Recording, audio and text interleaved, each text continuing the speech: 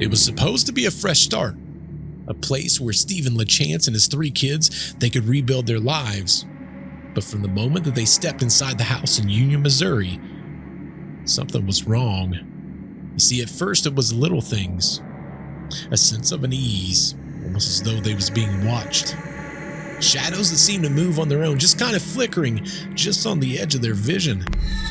But soon, the house showed its true face.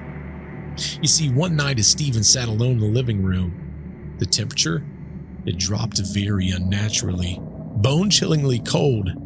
The walls began to creak as if the house itself was alive. And then the voices started. Unseen forces whispering threats, their words twisted and filled with malice. It wasn't just in his head. His children heard them too, disembodied voices that mocked and taunted and filled the room with a dread that was suffocating. Doors slammed shut on their own, trapping them in rooms that was filled with an overwhelming malevolence. Nightmares, it ruled their nights. Children would see scary creature that would loom in the basement. And then the night came when Stephen saw it himself. A figure cloaked in the darkness, standing at the foot of his bed. You see, it had no face, just a void where the feature should be. Yet its eyes, those empty, soulless eyes, they bored right into his soul. Stephen knew that they were not alone in this house. You see, something was there, something evil, and it wasn't going to let them leave. See, this was just the beginning. The house had invited them in, and now it was holding them hostage. You just found yourself in another episode of Retraced Echoes.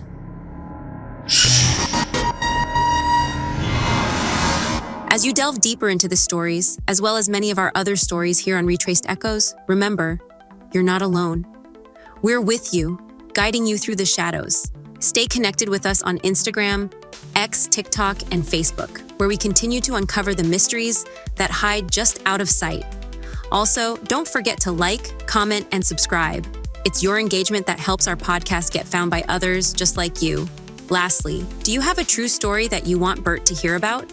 You can submit it on our website at www.retracedechoes.com. There in the upper right corner, you can submit your story. Who knows, maybe you will be featured in one of our upcoming podcasts. Now back to Bert and the tale of the uninvited. Now, before the shadows crept into his life, Stephen LeChance lived what many would consider the perfect childhood. Born on January 3rd of 1965 in St. Louis, Missouri, he was the first child of devout Lutheran parents. His early years, they were spent in the northern suburbs of St. Louis County, a place where laughter echoed through the quiet streets. In the world, it felt very safe and very predictable. But as Stephen grew, change was on the horizon. At 11, his parents made the decision to leave the familiar city behind, seek a simpler life in the country, Franklin County. It became their new home, significantly different than the busy streets of St. Louis. Now, for a city boy, the move, it was kind of confusing. See, Stephen always felt somewhat out of place in a farming community. That's where everyone seemed to fit in, except for him. Yet he adapted and he excelled in school. He was national champion debater, and he's a pretty fair musician. Stephen had a very bright future right ahead of him. Now, college, he came and went, marked with successes and fulfillment of expectations. At 23, Stephen got married. Shortly after, he embraced fatherhood. Lydia, his daughter, was born, his pride and joy. A year later, Michael would arrive. A young family continued to grow, and finally, in January of 1991, Matthew was born, completing the trio of children who filled Stephen's life with both love as well as purpose. Now, Matthew's birth should have been a moment of joy and even a celebration of life, but as fate would have it, that day would mark the last true day of happiness in Stephen's marriage. You see, the years that followed, they were anything but kind. 4 years after Matthew's arrival, Stephen came home to a scene that would forever change his life. His wife just sitting there, distant and detached, her once vibrant spirit replaced by a hollow shell of a person. See the spark in her eyes. They were long faded, and they left behind a cold, empty gaze. And the very moment that she spoke, the words would cut deeper than any knife or any blade that was inside the house. She would say that she never wanted to be a mother. She never wanted the children at all. She had gave Stephen exactly what she knew he wanted. He always wanted to be a father, but she didn't want any of that. In fact, she didn't even want to leave him. She wanted to have a divorce, but just as importantly, she wanted to divorce the children. This is the most right thing that I can do for them and for you, she would continue, her words as cold as the emptiness in her eyes. It's me. It isn't you, it isn't them. This is about me. Now, Stephen's world, it was completely crumbling.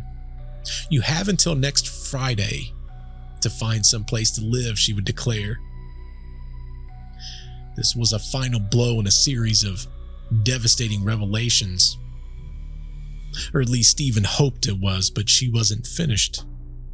The next words, they struck with the force of a wrecking ball. She hadn't paid rent in 6 months, and the electricity was about to be turned off the very next day. In a single moment, Stephen pretty much lost everything. The wife that he had known for all these years, she was now a complete stranger. And on top of that, she had stolen their money, their future. And she was walking away from both him as well as the children.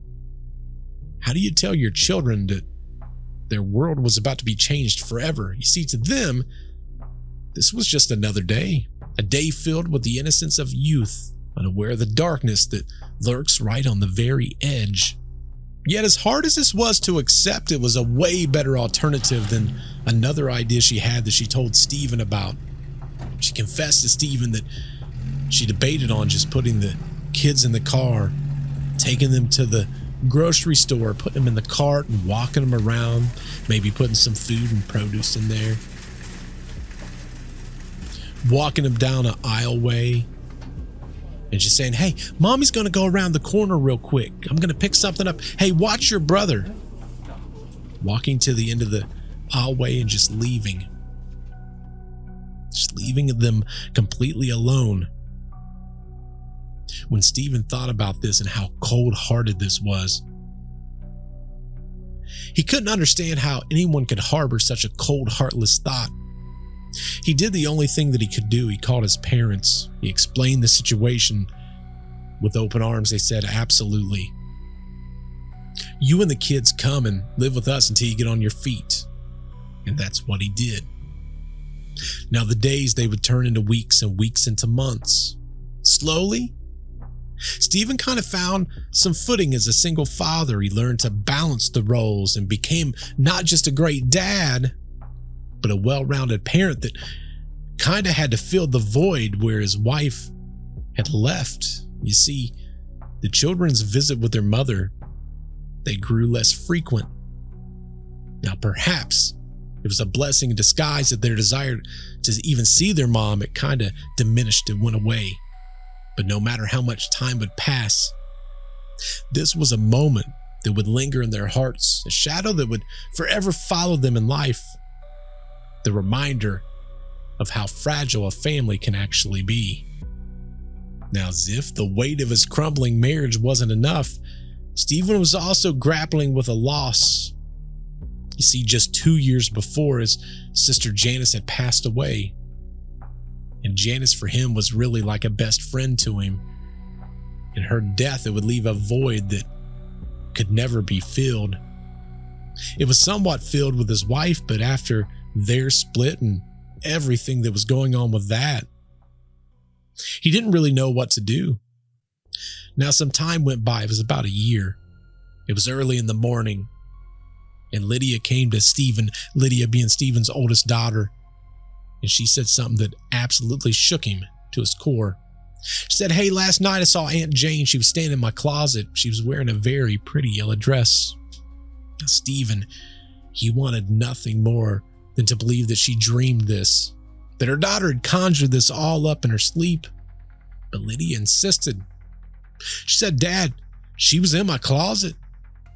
She told me to kind of keep it a secret because you wouldn't understand."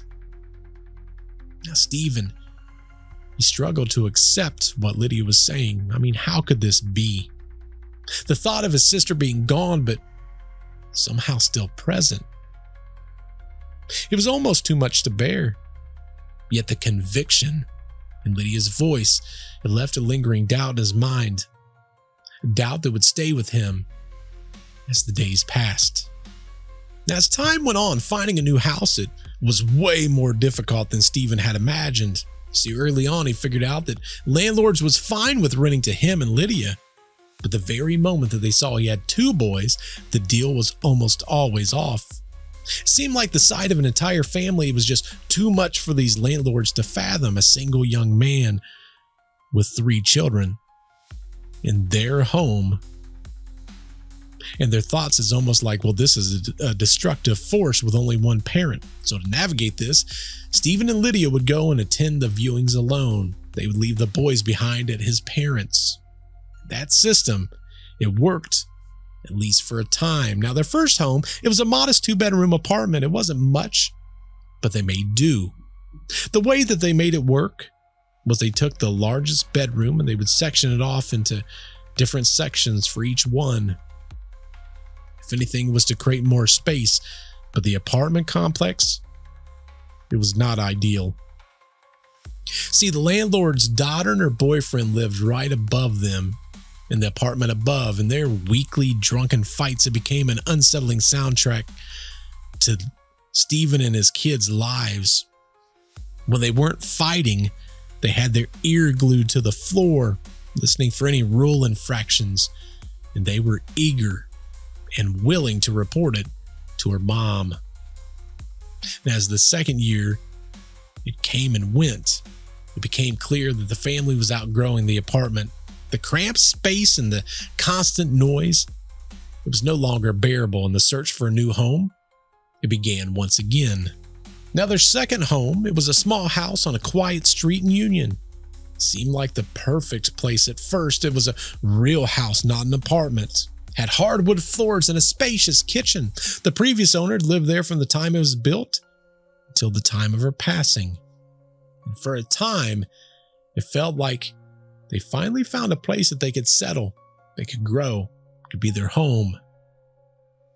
But like so many of our stories, it's not the case.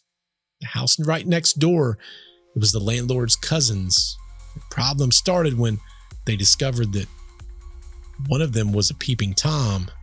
He was caught spying through their windows. Stephen's mother was the one that discovered the man while Stephen was at work, and Stephen wasted no time in confronting him, making it clear that if he ever peeked inside their windows again, there would be grave consequences. As if the stress of the neighbors wasn't enough, something even more unsettling happened. It was one evening, the kids was over at their grandparents' house, Stephen's parents, that is. And Stephen decided to do something for himself, something that he hasn't done in a very long time. He wanted to go hang out with some friends. Now, the house, it was quiet. It was almost too quiet. After taking a shower, Stephen would grab the towel and wrap it around himself real quick. He wanted to avoid giving the old perverted neighbor another show. He decided that he was kind of thirsty, so he went into the kitchen to get a drink of water. But as he entered the kitchen, he froze. See, every cabinet in the kitchen, it was wide open. Stephen's first thoughts was, well, clearly the kids, they're just playing a trick on him. They did this before they left, or perhaps they were just lazy. Or some kids like to do, maybe they was trying to get a rise out of old dad. But as he moved to close the doors, he had a very chilling, reminding memory that came back to him. See, the woman that lived there before, she had died. And for 4 days, she laid on the very kitchen floor that he was walking on before anybody found her. Now, their next home was another apartment. It's kind of a modest place. It had sloped ceilings, 3 bedrooms, had a balcony that kind of overlooked the hills. They were on the second floor of a 2-story building. And at first glance, it seemed like maybe this could be home. But as always, in my stories, unfortunately, the peace was short-lived. See, the apartment was filled with loud and obnoxious neighbors. Below them, not directly below them, but below them was a group of college boys who would indulge in all the parties on the weekends. Every Friday and Saturday night, they would indulge in certain drugs that would cause a thick smell of something in the air. I'll let your minds kind of take you where you need to go. And the sounds of these gatherings was almost unbearable, especially for raising 3 young kids. To make matters worse, the neighbor that was right below them would get frustrated with them just walking, even quietly. She would take something, she would bang it up on the ceilings. But it wasn't just the neighbors that made life difficult. Their landlady, she was extremely nosy. She was arrogant. And she was going to make sure to add to the misery. Under the guise of conducting inspections, she would invite herself into their home. She would go through their drawers and open their closets and scrutinize every single personal belonging they had. She would say something like, "Let me see if this closet door is functioning properly." Then her eyes would become more focused with the contents within than on the door itself. And these inspections, they were nothing more than an invasion of privacy, leaving Stephen and his children feeling violated and on edge. The only redeeming quality of the apartment was it sat on top of a hill, a small blessing when the flood of 2000 came through. Many, they were not so lucky. Now, even though all this chaotic life was going on for Stephen, he did have one thing that happened that would change his life forever in May of that year. He began a brand new job with a photography company, a field that he knew all too well. See, he'd worked for 6 different large studios within major department stores in the past, but this time it was different. See, he had been hired to open a brand new studio at one of the biggest malls in St. Louis, and that was scheduled for July. Now, for the first time in a long time, things were kind of starting to look up. The new job, it came with double the salary that he had before, better benefits, and most importantly, the stability of working for a major company. The extra income had allowed for Stephen to finally breathe, if anything, just a little bit easier. He could afford a brand new car, the latest and greatest gaming console for Christmas, clothes for his children, and occasionally to take them on trips to the amusement park. It was almost as though the clouds that was hanging above him for so long, maybe now they were, if anything, just a little bit starting to part. Now, Stephen excelled at his new job, and the success, it did not go unnoticed. The studio opened as planned, and the company quickly realized Stephen's got some talents that we could use, and that he was the man that was going to open all the many locations that they was opening around the country. But with success also comes new challenges that would require him to travel frequently from Las Vegas to Buffalo. Now, by January of 2001, Stephen's responsibilities, they'd grown even more. He was elected as president of the mall's merchant board, a prestigious position that added, yet again, another layer to his already full plate. See, he was no longer just traveling from one location to another to open. He was also responsible for training the new managers, task that took him even further away from home and further into the whirlwind of his growing career. Now I'm going to advance the story ahead just a little bit, and we're going to advance it to the point of where Stephen is reading an ad. It's an ad for a 3-bedroom house, a house that was for rent in Union. Now that house was not very far from the schools or from a park, and when you read the description, it sounded like the perfect home for a family. Had a full country kitchen, a large living and dining area, original woodwork, 2 bedrooms, a mud room, had a full basement, and that basement had a fruit cellar attached. Now, the kind of house that he was reading about it seemed almost too good to be true. All of a sudden, his phone rings. It's just a lovely house. It's just full of historical charm, the man on the other side of the line said. He spoke of the house's size and the character.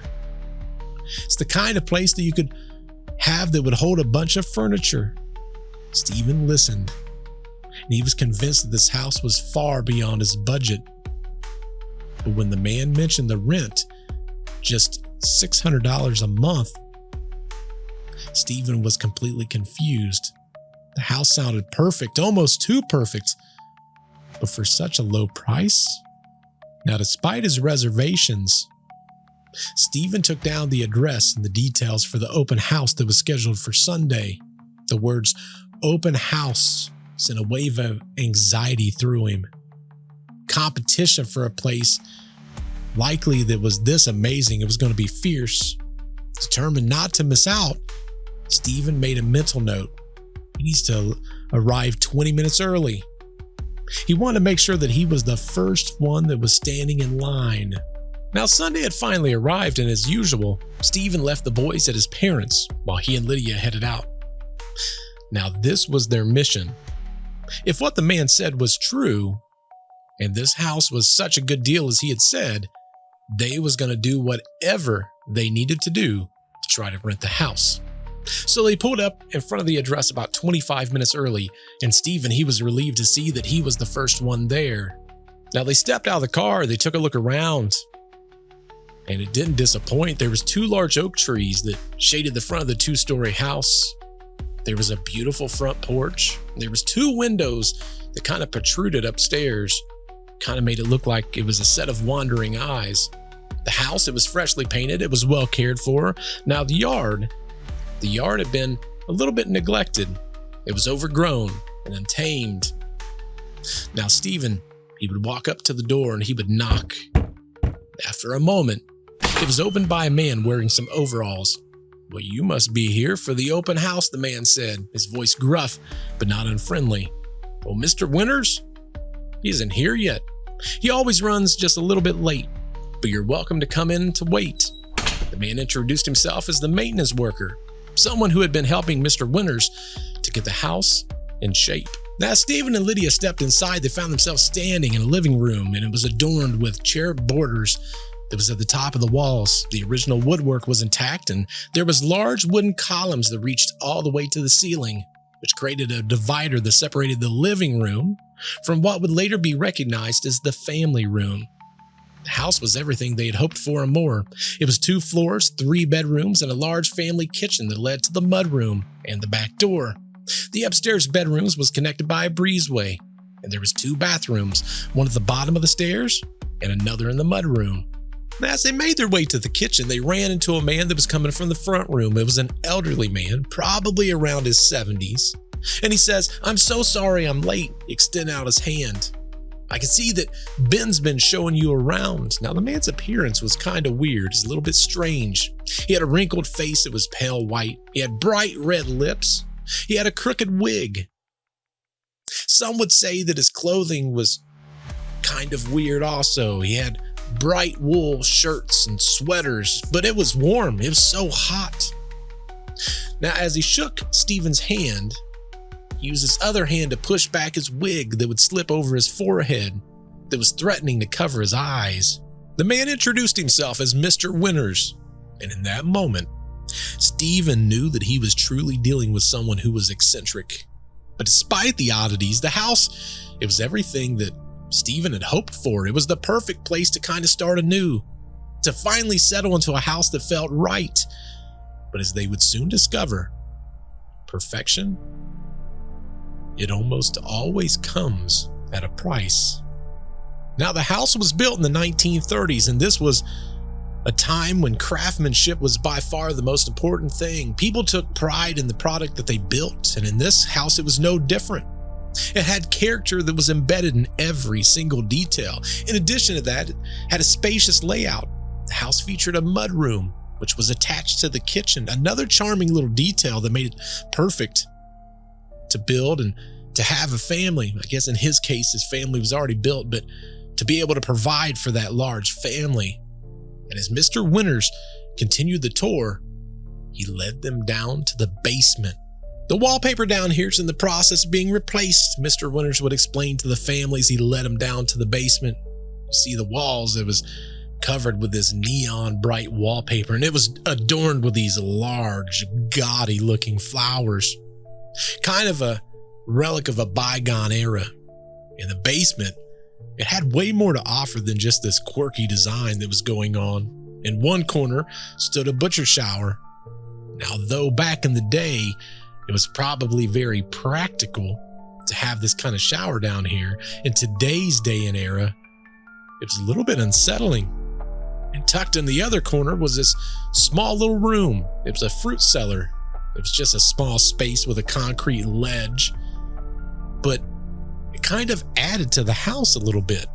Now, the stairs led up from the basement to a pair of double doors that opened out to a side yard, providing easy access to the outdoors, or from the outdoors inside. Stephen's excitement grew with every single detail. You see, this is the house that he had been searching for, and he wanted to make sure that he was the very first one to fill out this application, not wanting this opportunity to slip away. So he went and he rushed and he filled out the application very carefully to make sure that he had all the information in there, and then he attached the application fee. Now, as they prepared to leave, there was already another complete group of people that was now touring the house. You see, Stephen was not the only one that wanted to make this house his home. "I'm sure you'll find everything in order," Stephen said as he handed the application to Mr. Winters. Now, the old man was smiling. His wig had just kind of fallen down into his eyebrows. "Call me Carl," he replied. And then with a gleam in his eye, he looked at Stephen and he said, "Now you do know the responsibility that comes with living in an old house such as this." "Oh yes, I understand. It's beautiful," Stephen replied very quickly, though he wasn't exactly entirely sure what he was agreeing to. Mr. Winters, he would nod approvingly. "Well then," he said, "I'll get back with you." And with that, he was off to begin another tour with another group of people that was eager house hunters. Now, Stephen and Lydia headed back down to the car. Stephen is still completely excited about the entire experience. You see, in his mind, he's looking at this house and he's picturing all the different things that he wanted to do. But he would look at Lydia and he would say, "What do you think?" But Lydia's response, it was a little bit less enthusiastic. She would say, "Well, the house is perfect, but the man is another story. He's strange." Now, Stephen, he couldn't disagree, but the house was everything that he had been looking for. It was spacious, it was charming, and it had a whole bunch of potential. But there was just something with Carl, something that was off, and neither one of them could put their fingers on it. But still, the house seemed worth it, even with all of that kind of oddity that was going on with the man. It was the right house at the right price, and Stephen hoped with every single thing that he had in his life that he would be the one to call it home. Now, the night that followed their first visit to the old white house, something very strange happened. Stephen, he was fast asleep in his bed, but he wouldn't be for long. He was jolted awake to the sound of his 10-year-old Matthew screaming. Now, it wasn't uncommon for Matthew to have bad dreams, but something about this, Something about this was different. The scream was intense. It was filled with terror. So Stephen, he kind of sat up and he was listening in the darkness.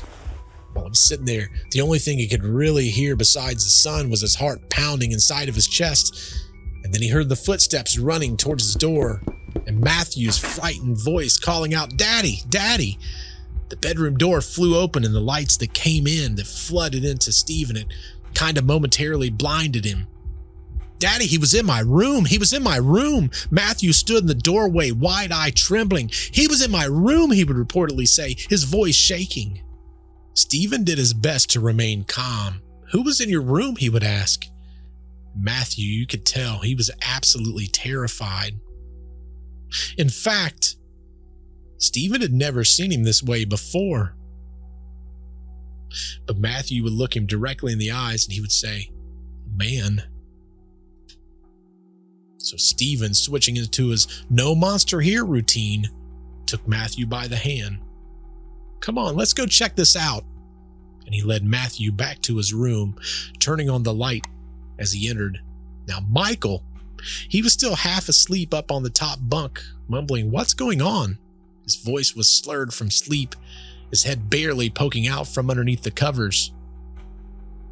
"Go back to sleep, Michael," Stephen said softly. Matthew just had a bad dream. Without another word said, Michael was back underneath his covers, fast asleep. But Matthew, he wasn't convinced. He pointed to the corner, his finger trembling. "He was over there, Daddy. I saw him. He was standing right there." Stephen walked right over to the very spot that Matthew had indicated.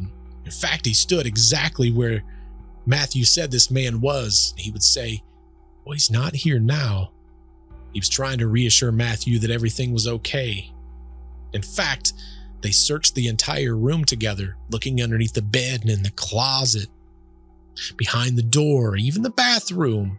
They took a glance inside the shower, and with each and every single location checked, Stephen would repeat, "There's no man here."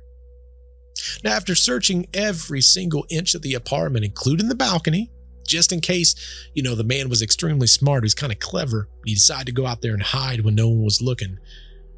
Stephen would eventually take Matthew back to his bedroom and tuck him into bed. "He was really there, Dad. Really, I saw him." His little voice quivering from underneath the covers. "I believe you saw something," Stephen would say, trying to comfort his son, "but remember, sometimes your mind can play tricks on you."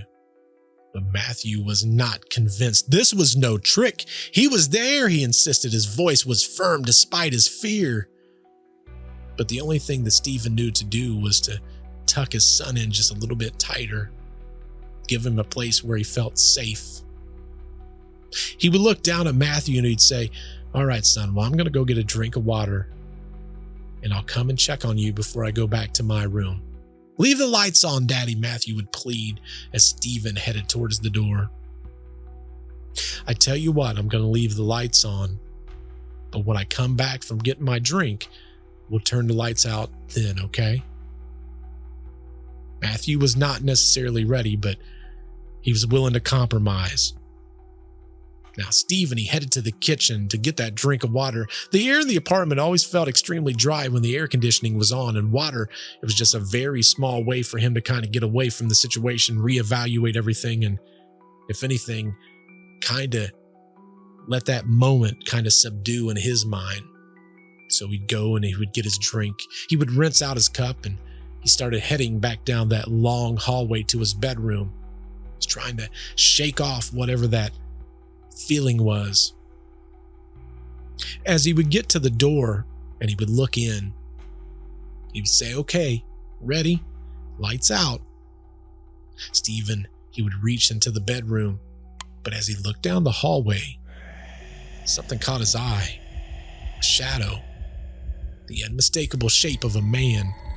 It darted by. He flicked the light back on. His heart was skipping a beat, but there was nothing there. The hallway, it was empty. It was silent. Stephen, He laughed nervously, trying to dismiss what he had just seen. Man, little guy's really gotten to me, he thought. But as he turned the lights back off, then he went down to his bedroom and he climbed back into bed.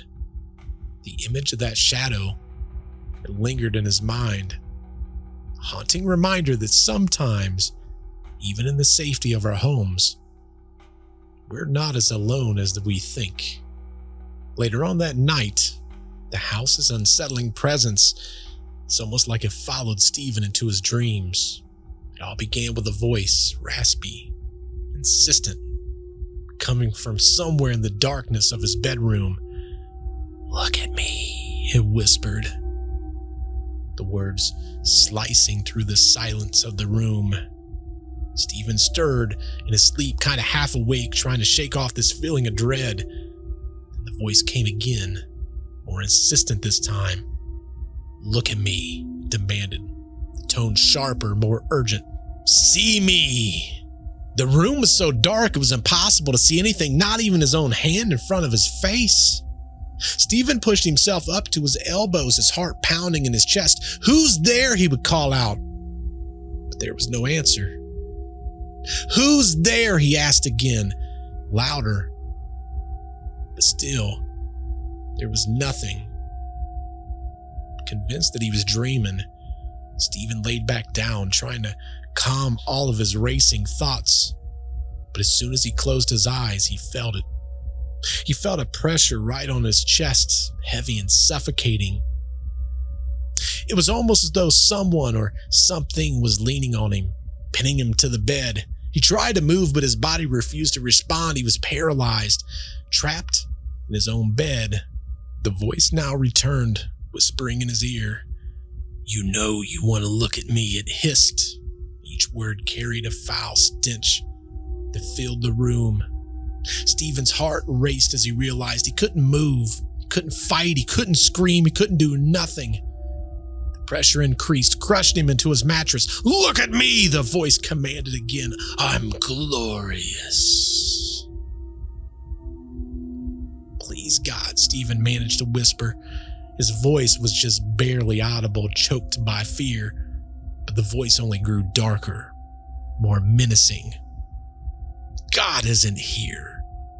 God doesn't exist. You've said it yourself, haven't you?" The pressure intensified, forcing Stephen even deeper into his bed, his breath coming in shallowed, panic gasps. "Look at me," the voice screamed. Stephen looks up, and he sees the white of its eyes glowing in the dark, staring down at him with a very menacing look. He struggled to break free, and in fact, every time he would fight the darkness, it was almost like it tightened its grip. He saw them white, ghostly hands reaching out from the shadows, wrapping around his neck. "God isn't here," the voice repeated, a cruel mockery in its tone.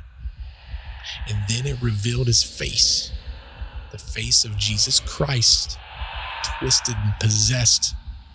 Christ gone mad. "It's just me." Now with that, Stephen woke right up, screaming "no" in his head as he sat up, his heart pounding. He couldn't help but to keep repeating to himself, "Just a dream, just a dream, just a dream." Now days went by, and that nightmare, it became further and further from his mind. A week passed. Nothing else really happened. But you see, Stephen had another anxiety now. He had not heard from Mr. Winters, and now he had a fear that the house that he was hoping to move into, he and his kids, maybe now, that was also a dream.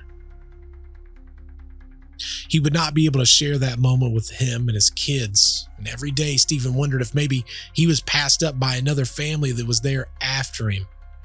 But that all changed on Sunday night. See, the phone rang about 8 o'clock, and on the other end of the line was good old Mr. Winters. "Mr. LeChance, this is Carl Winters. I've selected you out of all the many candidates. who looked at my house. You're still interested, aren't you? Stephen's heart raced. Of course he was interested, very interested. They quickly agreed to meet the next day at a restaurant not very far from Stephen's work to kind of finalize the detail. Now, very typical of Stephen, he got to the restaurant about 15 minutes early. He was eager to secure the house. But in typical Carl Winters fashion, the meeting time, it came and it left. It started out as 5 minutes, then 10, then 15, then 30. 45 minutes passed and Stephen's patience was wearing thin. He began to dial Mr. Winters' house, but all he got was the answer machine. Frustrated, he started his car. He's ready to leave when he saw good old Mr. Winters finally arriving in the parking lot. I'm so sorry I'm late, Mr. Winters apologized as he approached. I let the time get away from me. Then there was traffic. It was horrible. Stephen held back his irritation as they both entered the restaurant and sat down. To Stephen's surprise, Mr. Winters, his first act of business, it was to order a hamburger, and Stephen had to force himself to sit there calmly and watch him eat the burger, delaying the process even further. Finally, Mr. Winters, he would reach into his bag and pull out the papers, and then they began going through the lease point by point, with Mr. Winters reading every single word out loud. The process seemed to drag on forever, but eventually, Stephen was able to reach over and sign the lease and hand over the check. He was expecting to receive the keys to the house and return that evening, but Mr. Winters, he had other plans. Now, he announced, I'll meet you at the house on Thursday afternoon about 2 o'clock for the walkthrough. For the walkthrough? What do you mean to go through the walkthrough? Stephen thought in his mind.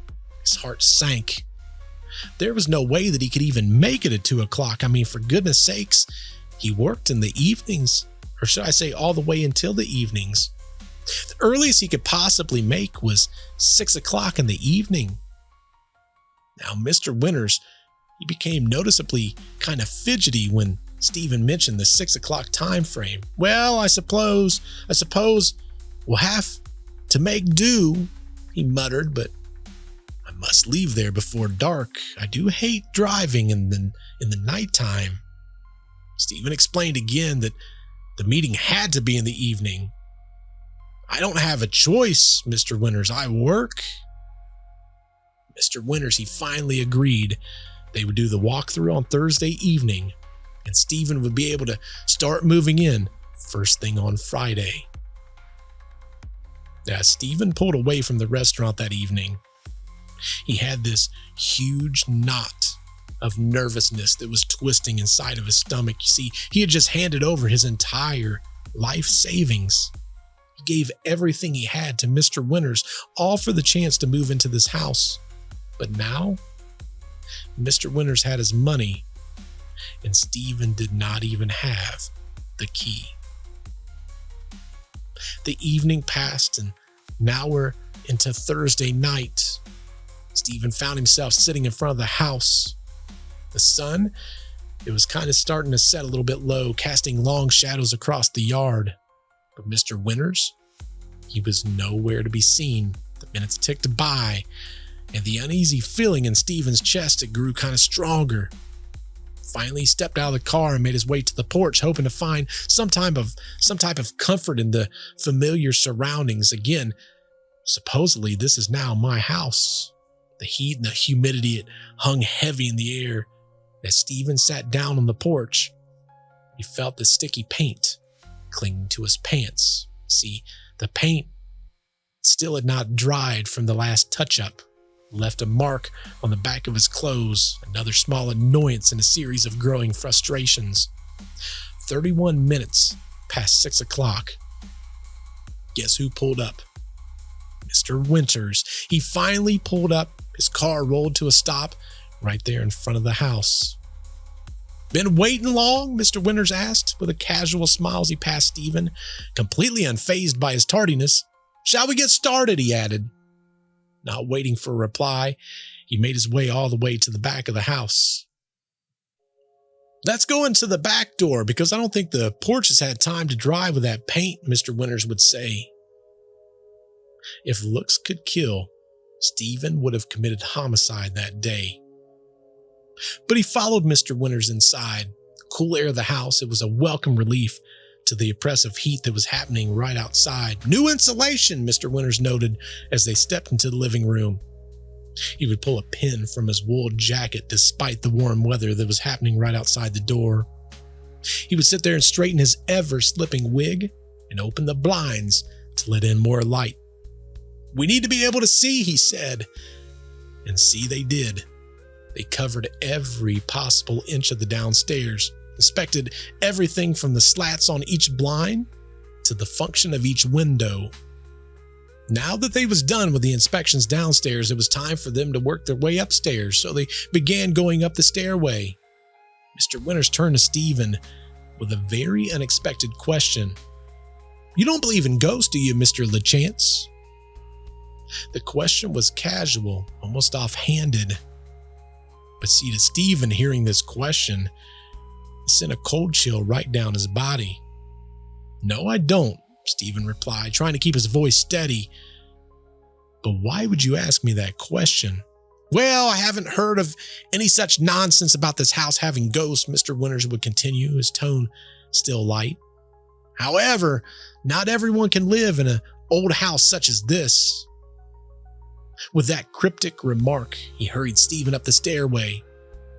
Well, we better hurry up. Not too much daylight left. Now, the upstairs inspections, that was significantly quicker than the downstairs. In fact, some would say that it was record-breaking time. And Mr. Winters, he wanted to make it very clear that he had to leave before nightfall. They had just completed the entire walkthrough when there was a loud bang that echoed from the kitchen below. Mr. Winters almost jumped right out of his skin, his wig shifting on top of his head. Oh my gosh, what was that? Mr. Winters gasped, trying to catch his breath.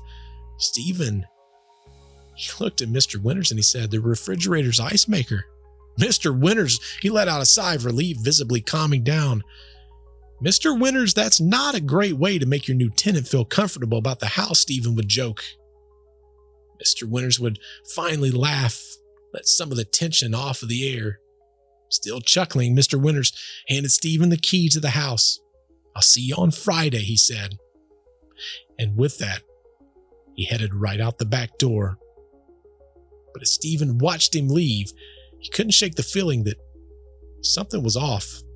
This entire moment just felt weird. But something was also making him feel excited for his new home. But now, even though he had this excitement and this weird experience, he just felt significantly less certain about the entire situation. Stephen just stood there. He was taking it all in. The house, his house, was finally within reach. As he admired the old structure, he couldn't help but imagine raising his family there, playing in the backyard, filling the rooms with laughters and memories. A real house with a real backyard, something that he had longed for so very long. As Stephen drove away that evening, he didn't even bother looking in his rearview mirror. He was too lost in thought, too eager to start the new chapter in his life. But as he pulled away, something strange happened. One by one, the lights on the house, they began to turn on, flickering to life in the growing darkness. That night, exhaustion had finally caught up with Stephen. See, it was nearly midnight when he finally collapsed in his bed. He was exhausted from just packing up all the belongings inside the house. It had taken its toll. And after he sealed that very last box, he would go around the house and check each one of his kids, a habit that he had formed from the time they were just little infants. Everyone was safely in bed asleep. And finally, it was his turn for sleep. Sleep took him very quickly, almost immediately, and Stephen began to dream. In the dream, Everything was perfect. The kids, they were living in the new house. The bright sun is shone through the windows, filling every single room with light. Everything looked as though it was white, so fresh, so clean. It was almost like a scene from a perfect life, a picture of what could be. But then there was a knock at the door, a pounding actually. Stephen went to see who it was, expecting maybe a new neighbor, perhaps someone that was going to welcome him to the brand new block. But when he opened the door, it wasn't a friendly face that was waiting for him. It was his ex-wife, standing on the porch, holding something in her hands. As soon as Stephen saw her, the dream shifted. The bright day turned dark as storm clouds gathered overhead. Lighting started to crackle and thunder rumbling ominously. His ex-wife's voice echoing through the house as she shoved the bundle into his arms. "I told you before, I can't be a mother," she said. Her words was cold and final. Before Stephen could fully comprehend what was happening, she was gone. The door slammed shut behind her. He looked down at the bundle that was in his arms, and as it moved, his heart froze. Pulling back the cover, he discovered that he was holding a baby with crystal blue eyes, a shade that he had never seen before. Lydia appeared beside him, her voice filled with innocent curiosity. "What is that?" she asked, peering at the bundle in his arms. Stephen was still in shock. He could barely find the words. "It's a baby," he replied, his voice trembling. "It's our baby." And with that realization, the weight of the dream, it crashed down on him. He began to cry. When Stephen awoke from his dream, he was clutching his pillow, his face wet with tears. The feeling from the dream, it lingered, a haunting reminder of the past and the uncertainty of his future. The house, it was supposed to be a new beginning, a fresh start. But now, more than ever, Stephen couldn't shake the feeling that something dark was waiting for them. Something that wouldn't be so easily left behind. Now, the morning after this very unsettling, some would call it a dream, some would call it a nightmare. But either way, the very next morning, it marked a brand new chapter in Stephen and his family's life, and it was a good day. It was moving day. And Stephen and his dad, they worked tirelessly, moving box after box after box into the new house. And by evening, they managed to get everything from the moving truck into the new home. Now, on top of all of that, the first night, it passed without any kind of, we'll call it, occurrence. Maybe it was the exhaustion from a long day of moving, or perhaps the house was waiting for the right moment. I mean, who knows if there's any rhyme or reason to why all of this would begin. That night, they all camped out in the living room. They was all too tired to put the beds together. And the kids, however, they had their priorities. They set up the television, the PlayStation. They were losing themselves in the world of fantasy treasure hunts as Stephen would drift off to sleep. Now, the next morning, they were up early, ready to tackle the tasks of unpacking and settling into the new home. And as they moved through the house, this time without Mr. Winter, Stephen noticed something very strange, something that he had not noticed in the walkthrough, or to be honest, up until this very point. Each and every single one of the interior doors, they had the old-fashioned, the hook and the eye latch that was located on the outside of the door. Not on the inside. That's where you would expect to see it. It was as if the latches were meant to keep someone inside the rooms, not keep others outside. "Why is that, Dad?" Matthew would ask. His curiosity was piqued. Stephen just shrugged, trying to dismiss the oddity. "Beats me," replied, and he continued the unpacking. He focused on the main living areas. He figured the kids could handle their own rooms until it was at least time to set up the beds. The kitchen was an obvious place to start, and with Lydia's help, they quickly had it cleaned as well as organized. Now, just as they finished, Matthew appeared right on schedule. He was asking about lunch, but they had just cleaned the kitchen. They didn't want to mess that up, so Stephen came up with a genius idea. You know what? We've all been working hard. Let's go get some hamburgers, and that's a choice that made everybody happy.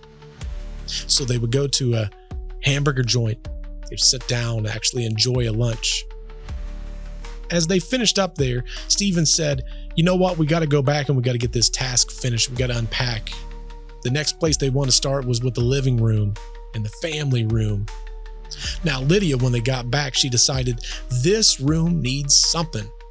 So she decided on a large picture of two angels. It would be the perfect addition to this living room. In fact, this room already had the cherub wallpaper. Stephen, he thought this was a genius idea. So he'd get his hammer, he took a nail out, and he very carefully hammered the nail into the wall, carefully hung the picture, and he turned to walk away. But as soon as his back was turned, there was a crash. See, the picture had fallen to the floor, which is very odd. He was slightly irritated, so Stephen picked up the picture and examined it. The frame and the hanger, it seemed completely fine. So he would rehang it, making sure that it was secure this time. But as he turned to walk away, the picture fell again, this time with an even louder crash. Now, determined, Stephen hung it for a third time, only to feel a rush of air and a sudden impact on the back of his ankles. What the hell, he muttered, turning to see the picture lying at his feet. More determined than ever, Stephen hung the picture the fourth time, this time adding a stern, "Stay there, damn it." Perhaps a bit of profanity would be all the glue the picture needed to stay up on the wall. With the kids playing on the front porch, he figured no one was around to hear him say it anyway. It was fine. As he stepped out onto the old porch, Lydia's voice rang from the front door. "Dad, come see this," she called, her tone filled with excitement. Stephen, ready to break, sat down beside her. "Watch what?" he asked. Lydia pointed to an old man that was walking down the sidewalk right in front of their house. But as soon as he would reach their property line, he would quickly cross the street, continuing to walk on the other side. "Now, people, they don't like walking in front of our house, Dad. Isn't that weird?" Lydia whispered, breathless with excitement. And right she was. As they sat there on the porch, they sat there for quite a while. They would watch neighbor after neighbor after neighbor that would walk down the sidewalk, get to their property line, cross the road, and then continue the walk. Almost as though they was trying to avoid walking right directly in front of the house. Kind of become a game.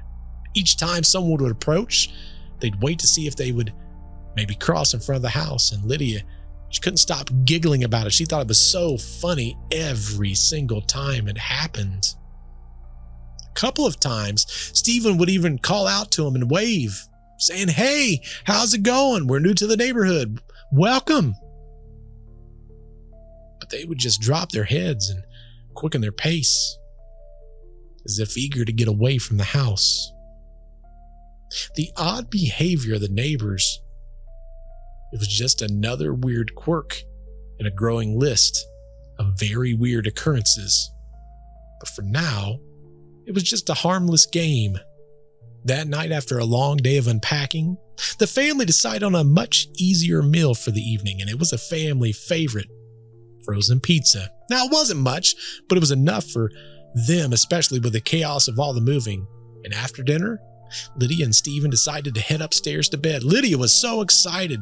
She's finally going to be able to go and sleep in her very own room, and that excitement, it was obvious as she climbed into her own bed. The boys, however, they were completely engrossed in a movie downstairs. Now, somewhere between midnight and 8 in the morning, something changed. When Stephen's alarm clock went off, he found Lydia in bed with him and the boys. Her small frame was tucked up underneath the covers. "Lydia," he said, "what are you doing in here? I thought you were sleeping in your new room." Lydia would rub the sleep from her eyes, looking at Stephen. I was, Daddy, but my closet door, it kept coming open. It sounded like boxes was moving around the other room. I got a little bit scared, so I came in here. This chilling experience was just the beginning of what the Lachance family would face in their new home. But there's much more to this story, and trust me, you won't want to miss a single moment. This marks the first ever multi-part series on Retraced Echoes, and it only gets scarier from here. As you've just heard, the darkness that haunted the Lachance family was relentless. What comes next will take you deeper into the heart of the mystery and terror that consume them. So stay tuned. If you've encountered the unexplained, if you felt that cold touch in the dark, or heard voices when no one was there, we want to hear your story. Head over to www.retracedechoes.com and submit your own experience. Who knows? Your story could be the next to send shivers down our listeners' spines. And don't forget to check out Deceptive Reality, the podcast Bert hosts every Friday with Nick, where they dive into the world of unsolved mysteries.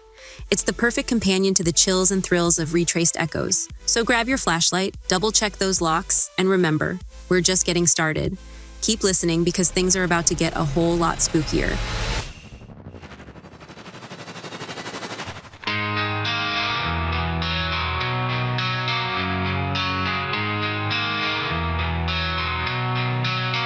In the quiet town where the shadows grow, stands a house that the light won't know. Whispers in the walls, secrets in the floor, a past that lingers, but it wants more. Echoes of a life once lived, now they're here, they won't forgive. Every door that creaks, every light that fades, you can feel the fear that the darkness made. In the house of shadows where the cold wind blows, you can hear the cries, but nobody knows. It's a place of fear, a place of pain. Once you step inside, you won't leave the same.